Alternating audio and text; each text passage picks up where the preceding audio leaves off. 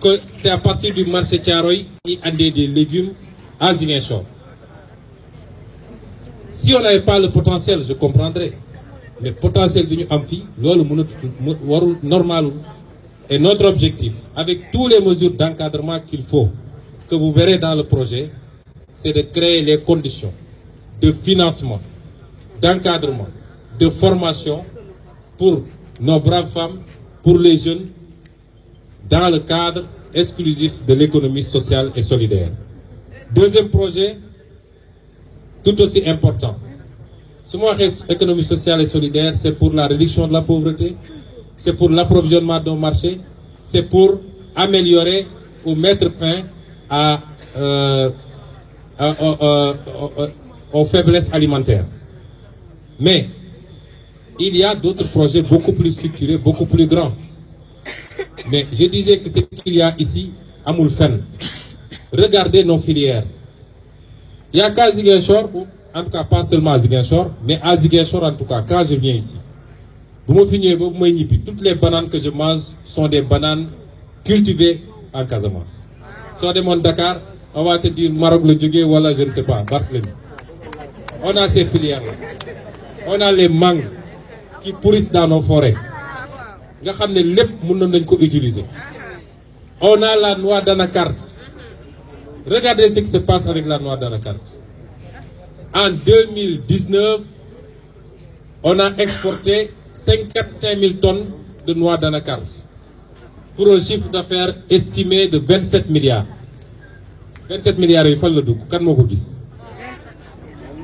Les étrangers qui viennent ici, nous ont capté toute la marge, tout le bénéfice, parce que nous avons au prix qu'ils veulent, exporter quoi, transformer quoi dans les marchés européens, américains, milliards et milliards, alors que le producteur ici n'a absolument rien. Et la municipalité a quelques petites taxes de rien du tout. Il faut en terminer avec cela. La noix d'anacarde, moi, c'est 55 000 tonnes. Si on transforme ici, il faut 5 kilos de noix d'anacarde pour faire 1 kilo d'amande. L'année dernière, kilo bignata la jaron fi, kilo koukou 350. Donc les 5 kilos te coûtent à peu près 1800. Les 1800 moi, je ferai 1 kilo d'amande. Vous savez, le kilo d'amande, on le vend à combien à Auchan? À 10 000 francs. 10 000 francs. Et si vous allez en Europe, ça coûte beaucoup plus cher. Si on avait transformé cette noix d'anacarde de filles, au lieu de 27 milliards, on aurait fait 108 milliards, mais endogènes qui restent ici dans l'économie. Imaginez 108 milliards, ce qu'on insufflé dans l'économie de la Casamance. Au lieu de 27 milliards qui sortent. C'est lolu bokul nak. Xam nga coucou. Salle d'Arcassé, pour ceux qui nous écoutent ailleurs, ñun fi on dit coucou. Salle d'Arcassé bi amul loy sanni. Xott bi dañ koy utiliser pour faire des produits lubrifiants ak yeneen produits pharmaceutiques. Xott bi doo ko sanni. Fruit bi dañ ciy génne jus. Il y a un industriel ici, Dramé, je crois, qui a son usine. Il fait des jus avec des petites bouteilles de 35 centilitres. Jus nerf. Moi, j'en prends chaque fois quand je viens pour amener à Dakar. Et même Dombi, Pombi, il y a des mamans qui, ici, vers Mpak, dañ koy wal transformer comme melni tchéré. On fait ça sous forme de tchéré. Donc, les 108 milliards là, tu peux les multiplier par 2 avec la coque et avec la pomme. Et on ne gagne absolument rien. Donc, ces grands projets structurants, c'est d'encadrer les filières porteuses, les filières à forte valeur ajoutée, depuis la production, bâtir la transformation. On a ce projet également, on l'a bien détaillé un peu dans le document. Il y a aussi le tourisme. Le tourisme d'Enalégui. Pourtant, le tourisme a apporté beaucoup. On a les plus belles plages d'Afrique de l'Ouest. Ce n'est pas moi qui le dis, c'est les tours opérateurs qui le disent. Sable fin, Cap Skirring, Bakafontine, Machallah. Le tourisme est mort. Il y a les solutions classiques pour le tourisme, moi encadrer les acteurs, def de la promotion touristique, mais je peux vous dire aujourd'hui, avec les nouvelles technologies que nous voulons expérimenter ici en Casamance, il y a ce qu'on appelle le métaverse. Dès ngeen temps yi Facebook nee na dugg na méta, Facebook léegi méta la, c'est le métaverse. Mooy il y a des technologies yoo xam ne mun nga defar say décor à partir des plages casamançaises, à partir des forêts casamançaises, à partir des rizières casamançaises. Di ko jaay dans le métaverse, tu vas voir quelqu'un bu war a def défilé de mode là-bas à Washington, wala quelqu'un qui doit présenter une manifestation là-bas à Paris. Il va acheter ces décors-là, dugal ko ci affaire am ba suñ koy defar ñoom day mel ni le défilé se passe sur la plage de Cap Skirring. Nous sommes en train de travailler avec les premiers Sénégalais qui se sont spécialisés sur ces questions et nous pensons avoir la nature qu'il faut ici en Casamance pour nous positionner. Que l'avantage de ça, mooy amul crise sanitaire, amul insécurité, tu vends sur le digital et ça marche très bien. J'ai cité des exemples concrets dans le document d'ailleurs et ça coûte très cher. Vous savez, ce volet peut rapporter beaucoup plus que le budget de Ziguinchor par an. Nous voulons également, parce que ñun lu ñuy def rek diaspora bi daf ci am solo. Nous voulons impliquer la diaspora. Je ne parle pas de la diaspora casamançaise, je parle de toute la diaspora sénégalaise, même africaine. On va organiser chaque année ce que j'ai appelé la semaine de la diaspora, qui sera un rendez-vous. Un rendez-vous d'affaires, mais un rendez-vous également de loisirs. Diaspora bi yëpp ñëw daje fii, ñu évaluer les possibilités de faire des affaires dans tous les segments, mais également faire le bilan des années passées.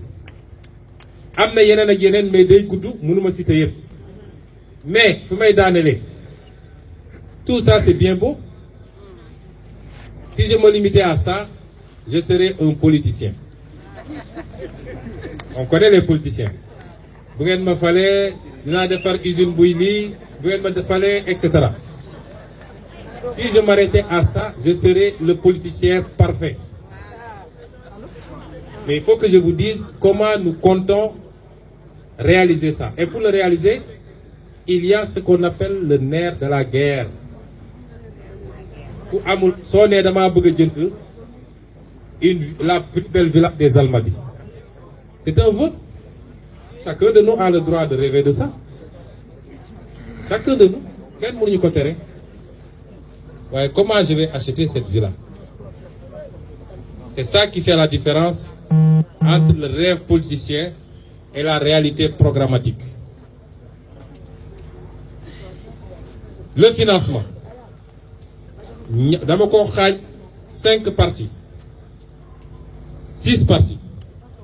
Bu ci njëkk mooy l'État du Sénégal, le président, comme moom bëggul benn politicien boo xam ne benn acteur politique boo xam ne tu vas faire tes preuves à partir d'une mairie, parce que pour moom ku réussir dans une mairie rek tu vas lui faire de l'ombre. On va dire waa ji de li mu def ci dëkk bi te ñu koo jox réew mi. Et c'est pourquoi il s'est acharné sur Khalifa Sall. C'est pourquoi il avait dépouillé la mairie de Dakar. Et chaque fois Barthélémy me dit, si je gagne, je sais qu'il va tout couper. Mais yow amoo ay àll amoo ay truc mënoo bay ñun nag mën nañ ko ñun il ne faut pas couper. Il ne faut pas couper. Alors, mais j'ai évalué li ñu soxla pour faire réaliser ce programme et c'est une évaluation provisoire. Je l'ai évalué à 80 milliards. 80 milliards. C'est pas beaucoup, hein? Pour monsieur le maire, Dakar a 50 milliards de budget annuel. Ça semble ne pas être beaucoup. Évaluation provisoire parce que les équipes techniques vont continuer à y travailler. Ci 80 milliards yooyu, je disais léegi que le président Macky Sall, puisque bëggul kenn ku émerger à partir des communes, li communes yi waroon def moom day ñëw di ko xëccoog ñoom parce que un État central ne s'occupe pas de pavage de routes secondaires. Ça n'existe qu'au Sénégal. Un État central ne s'occupe pas de construction de latérines. Un État central ne s'occupe pas d'assainissement d'une commune. Il faut transférer compétences. Or, pour éviter que les maires compétents, ambitieux, qui ont une vision, puissent réussir, les crédits qu'on devait transférer par les communes, nous avons fait des crédits. Nous avons créé PACASEN, nous avons créé Promoville, nous avons andi AGETIP, nous avons andi UCG. Vous les voyez, nous avons des choses. Comme ça, quand ils vont paver ces trucs-là, l'habitant de Kandé qui sort, au lieu de dire ah le maire a travaillé, il va dire Djeredjeuf Macky Sall. Et c'est pas son rôle. C'est pas son rôle. Mais comme mon mot def, et c'est pourquoi le débat, nous organiser, ce sera un débat très intéressant. Parce que Macky Sall a 6 ans dans la gestion communale, a accepté d'être lui-même un maire. Et on va faire son bilan. Parce que dans ce qu'ils avaient promis aux Sénégalais, dans ce qu'ils avaient promis aux Ziguinchor, j'ai fait le calcul, ça fait 53 milliards globalement. Yo xamné bo guenné li nga xamné c'est la part de la commune. C'est la part de la commune. Le reste c'est 37 milliards yo xamné l'État du Sénégal s'est engagé à faire des caniveaux, à faire des trottoirs, à faire des pavés, à faire même des écoles élémentaires, compétence de la commune également. Qu'à cela ne tienne, dans mes 80 milliards, je sors les 37 milliards de Macky Sall. Il me reste à trouver le reliquat. Comment est-ce que je compte trouver ça? Dans ces 37 milliards-là, dans cette différence-là, partie bi nga xamné mom lañu bëgg def pour l'économie sociale et solidaire les 5 milliards ñi ngi ci. Je vous avais dit, je vous dirai comment je compte lever ces 5 milliards. Vous savez comment je veux les lever? Je veux 100 000 Casamançais qui acceptent de donner chacun 50 000 francs et j'ai 5 milliards.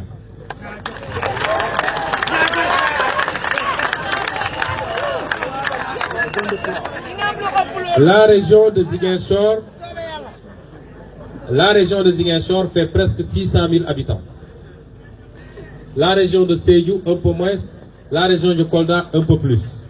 Globalement, on a quasiment 2 millions à l'échelle de la Casamance, et ça, c'est les Casamançais qui vivent en Casamance.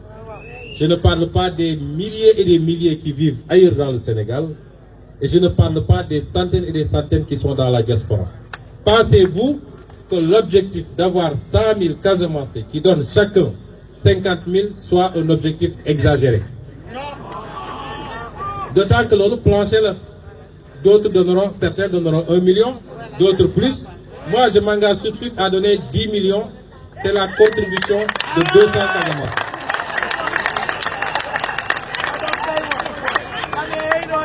Et je sais que Barth va me financer. Hein?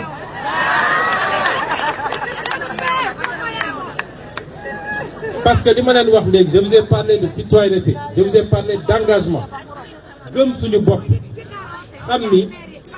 Nous pouvons, avec ou sans l'État central, nous pouvons. Nous avons notre destin commun entre nos mains. Il faut arrêter d'attendre quoi que ce soit, de qui que ce soit. Commençons par faire ce qui est possible de faire par nous-mêmes. Voyons où est-ce qu'on peut trouver du secours. Et ce que je vous ai dit est largement abordable. Le deuxième point, c'est de réduire le train de vie de la municipalité. Quand vous analysez la municipalité, 2,4 milliards de budget, encore que le niveau d'exécution n'atteint pas ça, 67% des crédits vont au fonctionnement entre le cabinet du maire et le personnel. Quand on va l'auditer. Je considère que c'est exagéré au détriment de l'investissement. On met très peu dans la santé, très peu dans l'éducation, mais on se partage des salaires et des avantages. Rien que le poste de carburant, dépasse les 200 millions.